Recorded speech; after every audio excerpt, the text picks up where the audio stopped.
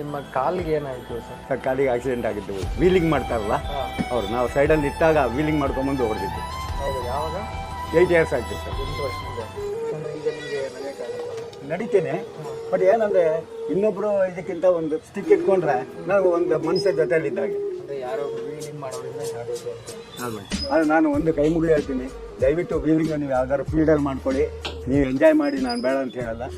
But ರೋಡ್ಗಳನ್ನು ಮಾಡಿ ಜನಗಳಿಗೆ ತೊಂದರೆ ಕೊಡಬೇಡಿ. ನಿಮ್ಗೆ ಎಷ್ಟು ಕಷ್ಟ ಆಯಿತು ಸರ್? ಅಂದರೆ ನೀವು ಚೆನ್ನಾಗಿ 6 ತಿಂಗಳು ಬಡ್ಡಿ ಹೆಸರು ಸುಮಾರು 1.5 ಲಕ್ಷ ರೂಪಾಯಿ ಖರ್ಚಾಯ್ತು. ನಾನು ಇವತ್ತು ಸ್ಟಿಕ್ ಇಟ್ಕೊಂಡು ಓಡಾಡಂಗೆ ಆಯ್ತು. ದೇವ್ರದೇ ಚೆನ್ನಾಗಿದ್ದೀನಿ, ಅಕಸ್ಮಾತ್ ಕಾಲೇ ಕಟ್ಟಾಗಿದೆ ಸರ್. ವಯಸ್ಸು ಕಷ್ಟಪಡೋದಕ್ಕೆ ವಯಸ್ಸು ಅಡ್ಡ ಬರಲ್ಲ ಸರ್. ನಾನು ಮಾಡ್ತೀನಿ ಅನ್ನೋ ಒಂದು ಧ್ಯೇಯ ಬೇಕು. ನನಗೇನೂ ಆಗಿಲ್ಲ, ನಾನು ಇನ್ನೂ ಮಾಡ್ತೀನಿ ಕೆಲಸ, ಕೊನೆವರೆಗೂ ಮಾಡ್ತೀನಿ, ಕೊನೆ ಉಸಿರುವರೆಗೂ ಮಾಡ್ತೀನಿ ಅಂತೇಳಿ ನಮ್ಮಲ್ಲಿ ಒಂದು ಸ್ಟೆಬಿಲಿಟಿ ನನ್ನಲ್ಲಿ ಇದೆ.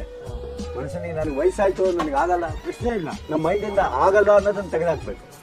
ಮಾಡ್ತೀನಿ ಅನ್ನೋ ಒಂದು ಹುಮ್ಮಸ್ಸು ನಮ್ಮ ತಲೆಯಲ್ಲಿ ಹುಟ್ಟಬೇಕು.